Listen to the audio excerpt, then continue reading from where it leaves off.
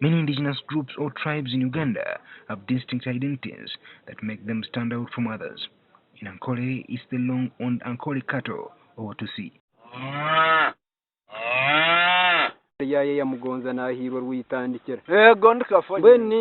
In Rwanda and Burundi, this type of cattle is called Sanga and is also a key identity of the communities there.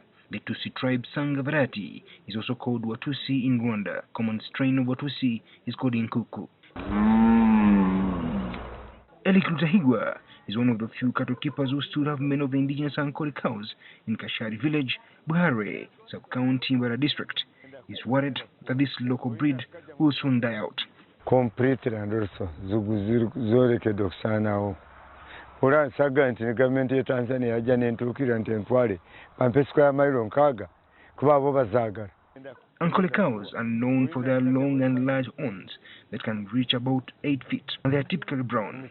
Mawasoma, there is what we call quality and quantity. Ontegeera sebo.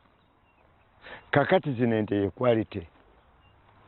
Quality yeno. Quantity ye kokulundirawo bingi naye nga si birungi. Zino quality zenunga tenga nti gweganange bei ya quality eri higher than quantity. When you move around villages in Ankole sub-region, the indigenous Ankole cattle is hard to come by. Most of the farmers now have Frisian cows, which they say are more productive.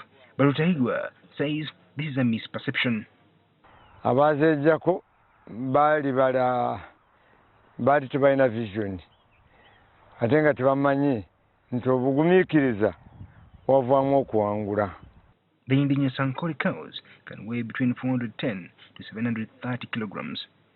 Zisinga ziri endala, zisinga amata, zisinga omuzigo, zisinga n'ennyama, kalibere n'eddiba. According to the recent report by the Food and Agriculture Organization, an agency of the United Nations, at least 20% of the world's estimated 600 livestock breeds face extinction. Farmers say the signs are ominous.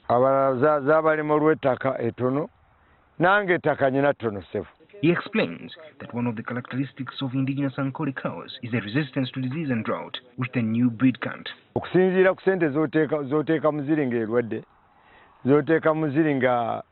Ngogenda ziri enzungu zinaze emirundi egi.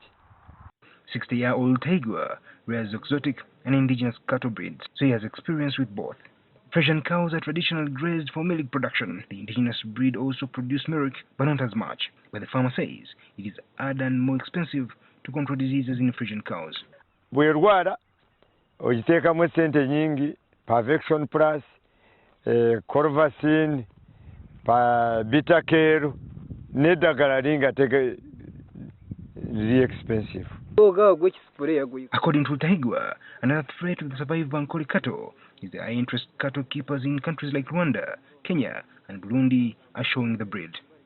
Government ya Tanzania nze ya bajja wano awa Tanzania ne bansaba zino zola bezange mu Uganda tuli batono abaziina ne bangamba bajje bampe government ranch bali bakiriza kumpa square mile Tanzania kumpa square mile nkaaga. He uses paddock system in order to maintain the quality of his cattle by guaranteeing pasture and security for the animals.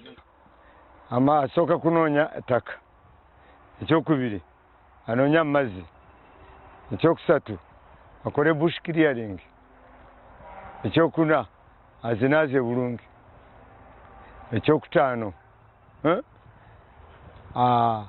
bwerwala azibeeremu bwerwala agitegeere naye funa eddagala kiringa gwe kakati gwe bw'oba tonywedde amazzi aga lwenzooli n'onywagana ag'ebiddiba tolwala naffe kwe kusomoozebwa okulimu. Water for the animals is also a priority. In December 2004, two Ankole Watusi breeds went into the Guinness Book of World Records for having the largest horn circumference, which measured 103.5 centimeters. Ivan Chimlichigozi, NTV on the farm.